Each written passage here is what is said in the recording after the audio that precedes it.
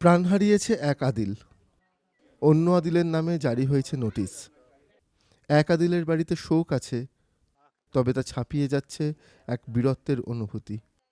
অন্য আদিলের বাড়িতে একরাশ হতাশা আর ভয়। জঙ্গিদের হাত থেকে বন্দুক ছিনিয়ে নিতে গিয়ে মৃত্যু হয়েছে আদিল শাহের। আর কাশ্মীরের পহেলগামে নিরাপরাধ পর্যটকদের ওপর যারা গুলি চালিয়েছিল, সেই নৃশংস জঙ্গিদের মধ্যে অন্যতম আরেক আদিল, আদিল ঠোকর। এমনই অভিযোগ পুলিশের।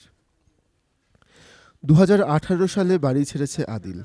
তারপর আর কখনো ছেলেকে দেখতে পাননি তার মা শাহজাদ। 22 জুনের ঘটনার পর গত 24 এপ্রিল রাতে তাদের বাড়িতে পৌঁছয় সেনা এবং পুলিশ। পরিবারকে জানানো হয় তাদের ছেলে পহেলগাম হামলার অন্যতম জঙ্গি। জিজ্ঞাসাবাদ চলে মধ্যরাত পর্যন্ত। এরপর গভীর রাতে আইইডি দিয়ে গুঁড়িয়ে দেওয়া হয় তাদের বাড়ি। আটক করা হয় আদিলের বাবা এবং 2 ভাইকে। ভাঙা বাড়ির ধ্বংসস্তূপের সামনে বিধ্বস্ত অবস্থায় বসে আছেন মা।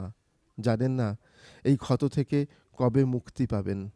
तमे दह वाक़ गो मे नो खानदार लड़कि जि बे लड़कि जि पितर बॉय तम 5 मान अके गरक 5 नफर तम बंद बत दहस बंद गोडनिक दह नीस बत 4 बजे तम बंद गोडनिक दह पे रफस बह यल वुच मे बुथ कहें तम सर अगर पता कि सह वन ना क्युत क्या बुथ वुच मे सह टोटली जहई।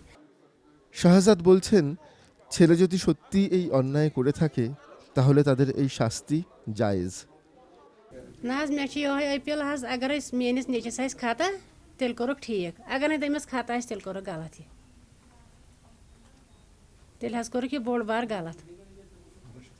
मोजूर गाँव मे कर शुर मोजूर खानदार मोजूर वन कत करो बे नव मोजूर तो बनाओ। আদিলকে খুঁজে বার করে চরমতম শাস্তি দেওয়া হোক। বলতে বলতে কণ্ঠ রুদ্ধ হয়ে আসে মায়ের। প্রশ্ন তোলেন, ছেলের শাস্তি পরিবারকে দেওয়া হবে কেন? रात 8 बजे के करीब सिक्योरिटी फोर्सेस ने यहाँ पे सर्च ऑपरेशन स्टार्ट किया। हमें बोला गया कि आप अपने मकानों से निकल जाओ, किसी सुरक्षित जगह पे चले जाओ। इधर इस घर में इनकी माँ थी, उसको भी बोला गया कि आप भी सुरक्षित जगह पे जाओ। फिर काफ़ी देर तक ऐसा ही चलता रहा। फिर रात 12:30 बजे के करीब एक ज़ोरदार धमाका हुआ, जिसकी आवाज़ पूरे इलाके में सुनाई दी। फिर सुबह जब हम आए तो देखा कि ये मकान जो है आदिल ठुकुर के बाप का, उसके दादा फिर बाप का, तो ये ज़मीन बोस हो गया। तो फिर हम यही देखते रह गए। আইইডি বিস্ফোরণে শুধু আদিলের বাবার বাড়িই নয়, কাঁচ ভেঙেছে, জানলার কপাট ভেঙেছে আশপাশের বাড়িরও। প্রতিবেশীরাও গোটা ঘটনায় সন্ত্রস্ত, বিহ্বল।